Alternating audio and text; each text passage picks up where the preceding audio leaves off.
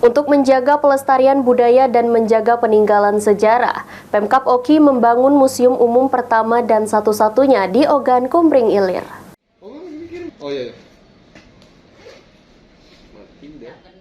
Bangunan cukup megah dan berlantai 2 ini adalah rancangan gedung museum umum di Kabupaten Ogan Kumbring Ilir. Museum pertama di Oki ini diinisiasi oleh Dinas Kebudayaan dan Pariwisata dalam rangka melestarikan budaya dan peninggalan bersejarah yang masih banyak terdapat di bumi Bende Seguguk Oki. Kepala Dinas Kebudayaan dan Pariwisata Oki, Ahmaddin Ilyas menjelaskan, rencana pembangunan museum ini sudah ada sejak tahun 2022 dan dibangun secara bertahap melalui dana bantuan gubernur.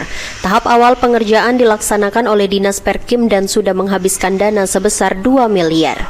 Tahap selanjutnya gedung museum ini akan diselesaikan oleh Dinas Pariwisata Oki di tahun 2024 dengan usulan anggaran yang sama.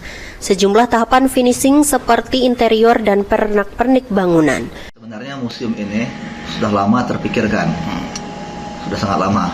Kenapa? Karena Kabupaten Oki ini, khususnya Kaya Agung, begitu banyak benda-benda bersejarah, kearifan lokal, budaya, tradisi, bahkan event-event yang bersifat budaya.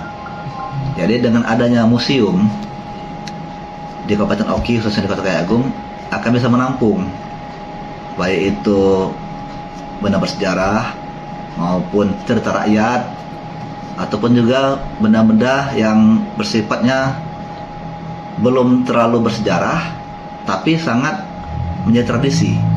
Itu bisa kita masukkan di museum. Jadi itulah yang inisiasi kita, ingin adanya museum di Kaya Agung, terutama untuk Kabupaten Oki. Dibangunnya museum ini selain bertujuan menyimpan benda-benda bersejarah dan mengenalkan kearifan lokal yang masih kental, juga menjadi wisata edukasi bagi masyarakat dan pelajar di semua tingkatan. Bahkan pihaknya juga tengah menyiapkan metode edukasi melalui pagelaran seni budaya yang nantinya akan diusulkan masuk dalam kurikulum pelajaran di sekolah. Novan Wijaya, PAL TV.